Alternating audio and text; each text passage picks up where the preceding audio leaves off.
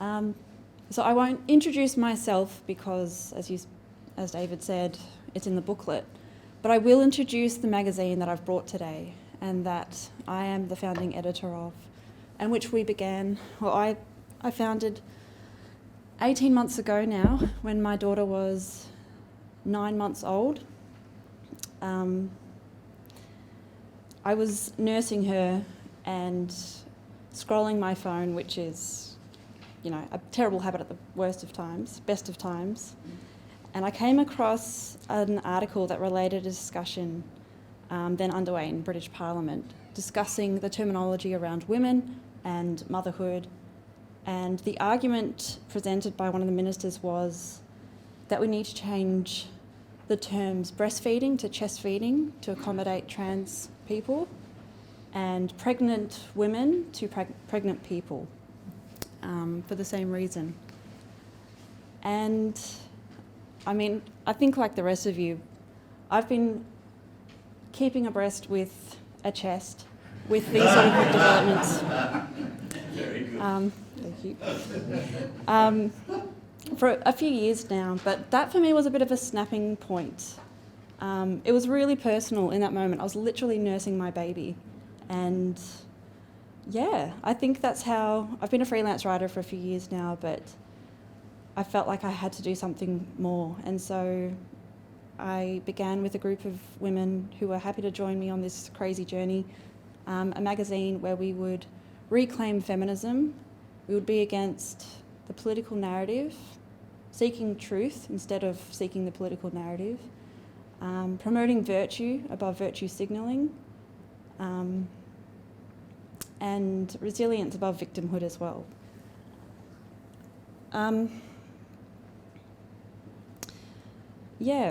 Sorry, I've lost my spot.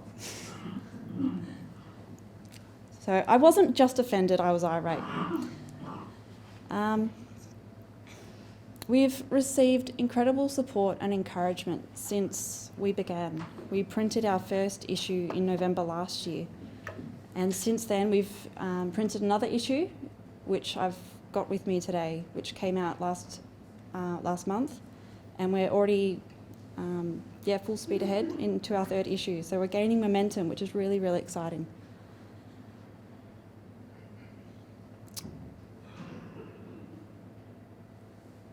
For the first issue, I was able to interview Margaret Court, and we discussed the hypocrisy of progressives who would not tolerate her religious freedom to believe in the traditional definition of marriage. She has not been included in many events since then, and last year, the 50th anniversary of her first Grand Slam went largely unrecognised. Her views, it would seem, diverged from the kinds of diversity that have been deemed acceptable by the powers that be. I was also able to interview Michael Lunick, a cartoonist for The Age, for our second issue. He recently lost his job at that newspaper for a cartoon depicting the COVID vaccine mandate in a critical light. Speaking to these public figures and many others since, beginning Matilda, has made me realise how very real are the threats to freedom of speech and religion in our country.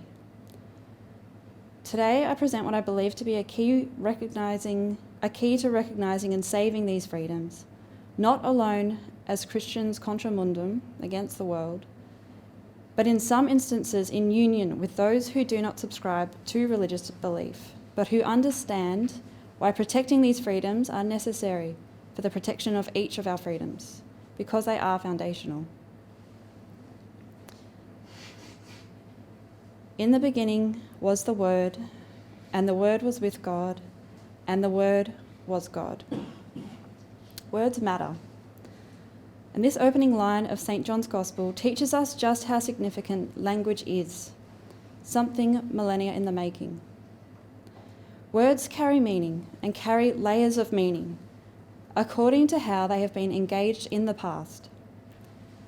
The more we familiarise ourselves with the different contexts a word has inhabited, and to what effect, predominantly through reading the Western canon, cue Campion College, the richer in meaning and potency that word becomes in any new context.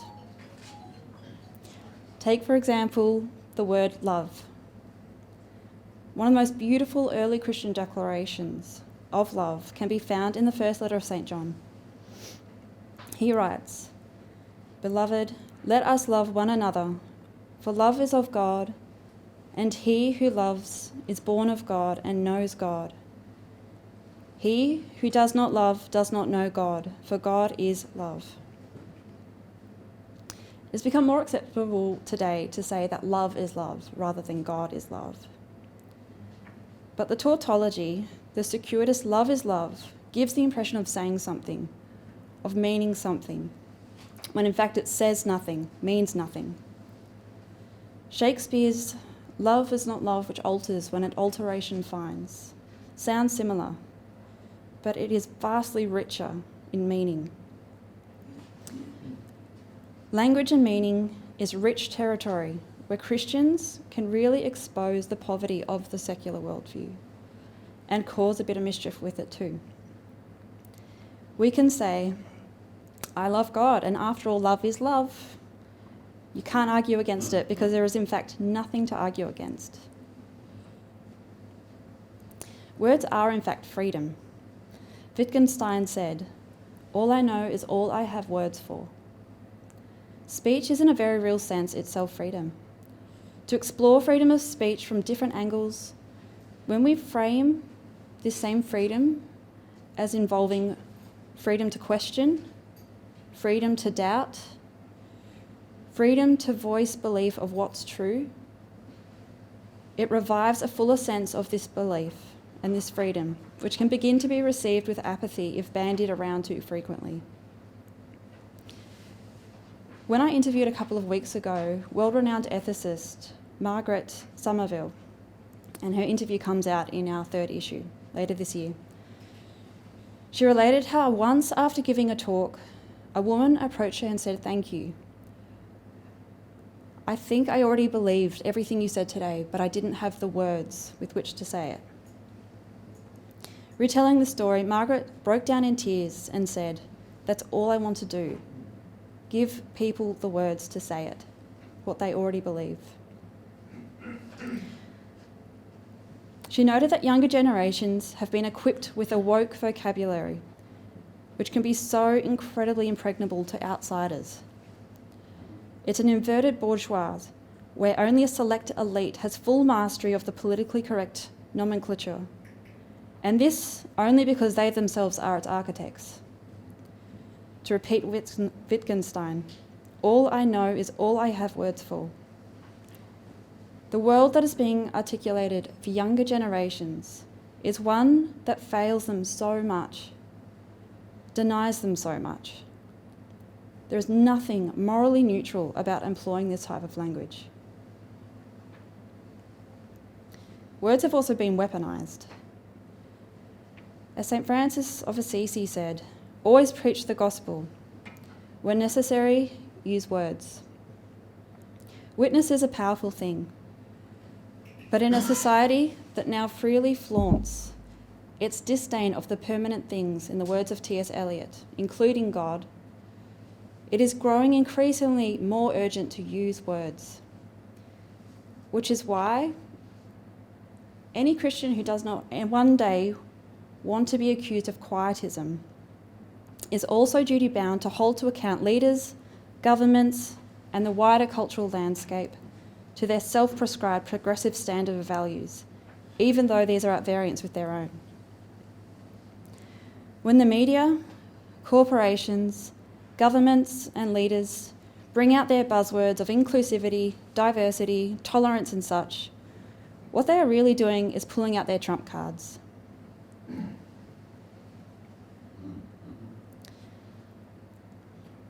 Knowing full well that they are engaging in a language that has already been tacitly accepted as irrefutable. It's a cheap move. But if hypocrisy is power posing as virtue, there's an opportunity in this.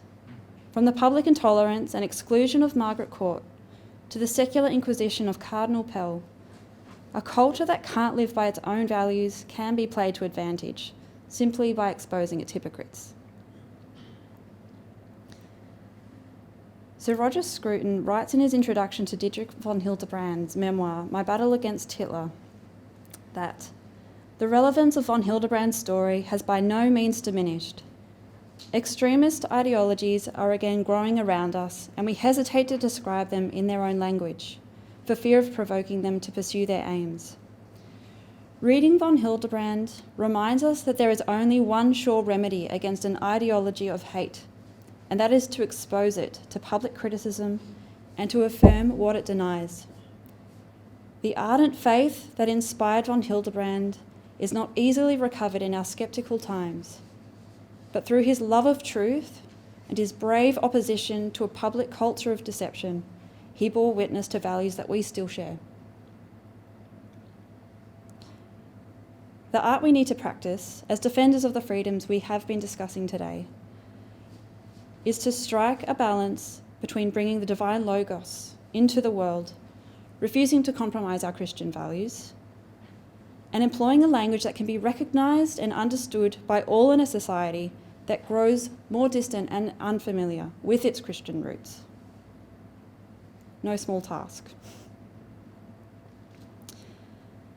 Our Australian societies and governments are turning more and more to the post-modernist reduction of every aspect of life as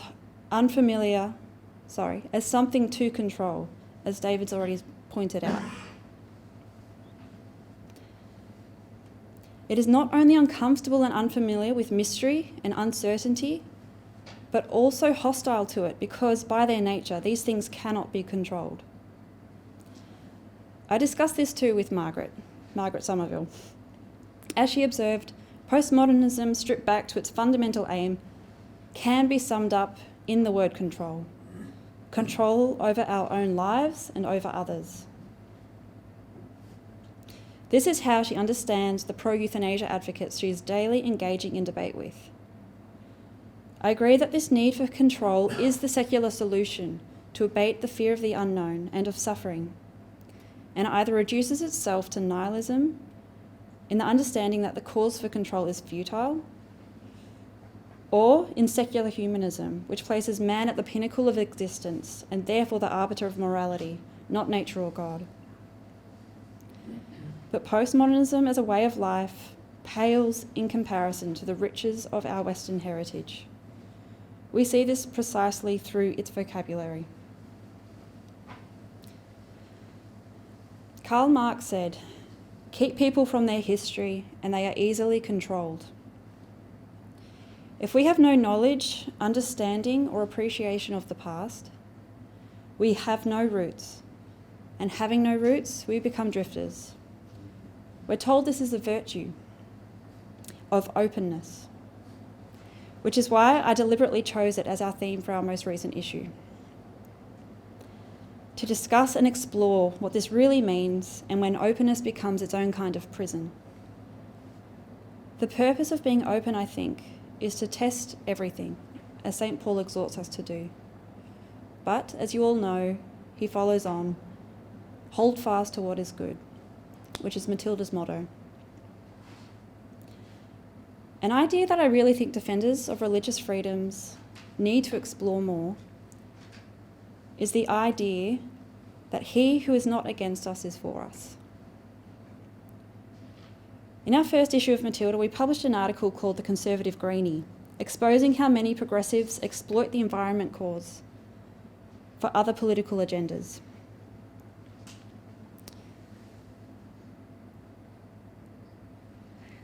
But we also wanted to highlight the common cause of the environment to all people, iterating the link between conservatism and conservation. By reconceptualising the issues of our day, or rediscovering the origins of the terms they employ, we hope to find we actually have more common ground upon which to engage with secular culture than we realise, and which we are not currently harnessing. In contrast, when Christians engage in the public sphere with euphemisms, abstractions and platitudes that are so often used by politicians and bureaucrats to hide behind and avoid controversy, they lose a huge opportunity to attract the respect of people of goodwill and integrity. The result is always a dilution of the gospel message to make it more palatable or accommodating to secular life. But this effort results only in losing the respect of Christians and non-Christians alike, because it avoids risking anything. And it's a false peace. As Archbishop Porteous has written elsewhere, I wonder if we'll all be quoting you today, the notion of discrimination needs to be rescued and restored as a positive virtue to be sought and prized. Close quote. What we now call having a good bullshit detector is no less than the virtue of what we used to call a discriminating mind. That's why I closed my quote. By choosing to use words that cut through abstractions and get to the heart of a matter, Christians show they mean serious business, and it earns respect from the secular spectator. By choosing words that are easily recognised, such as tolerance, diversity, and community, not in echo of the innocuous sentiment they usually carry, but in a way that calls them out, and the hypocrisy with which they are so often yielded, is not only a good thing, but devilishly fun to do so. It's always an added satisfaction to beat someone at their own game. In this way, Christians prove they can show charity, but that does not mean we should suffer fools gladly. They ought not to. When engaging with a faceless organisation, partisan media, or an individual who is manifestly seeking power and not the betterment of society, making mischief is, I think, our surest way forward to save our freedoms.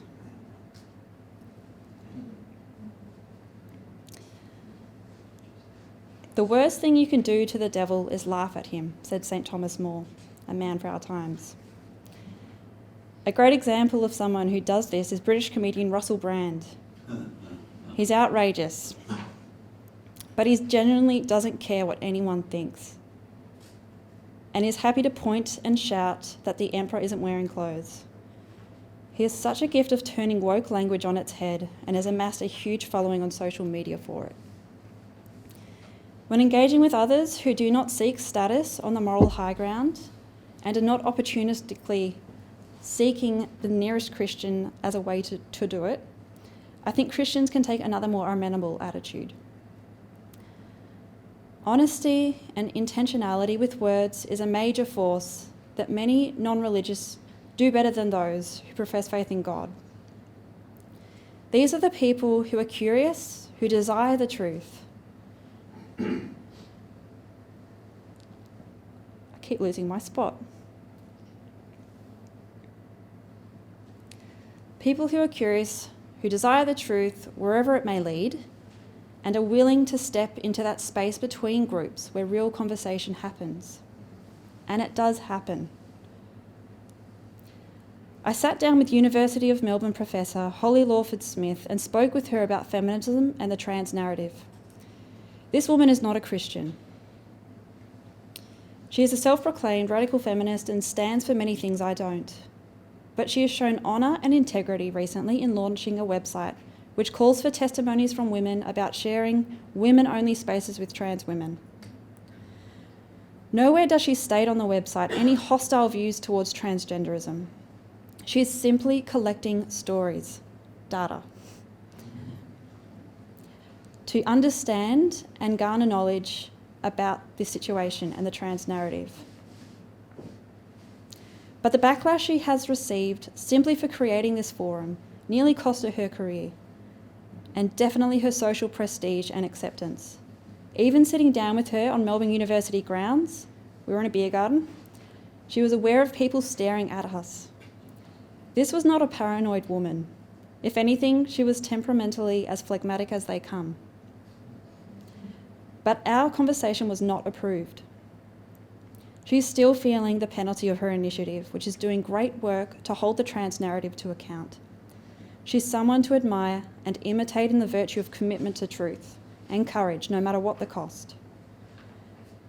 The beauty of the Christian worldview is that it accepts it as something to learn from everyone, and so can, in good faith, learn from such people. To use a modern term, Christianity has always had an inherent growth mindset. It believes, as St. Edith Stein said, those who are searching for truth are actually searching for Christ. And so, working at its best is open to wisdom that has been gained from outside its tradition. Aquinas owed so much of his thought to Aristotle and was open about it. Today, many Christians admire the work of Jordan Peterson, Douglas Murray, and many others who do not call themselves Christians. Insofar as we honour these figures, we help encourage unity between those who share our respect for them. More and more, I understand how far humility can get a person in life. I can believe I am closer to the truth than my secular neighbour, but that doesn't exempt me from making the effort of trying to see why they may believe me wrong and they right. We could keep butting heads, as pride would have us, and I've seen this in some Christian circles, those who fall for the trap of building themselves up by knocking down the other side. We fall for the sin of stereotyping just as much as we get stereotyped. We think we know who we're dealing with, but more often than not, I think we underestimate the goodwill, the authenticity, and basic goodness of some of the people whose views depart, even sometimes radically, from our own.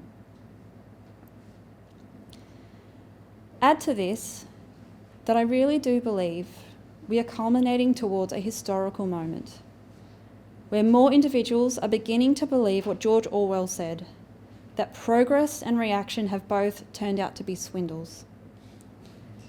Christians often take the position of being in the dock, of being the one on trial.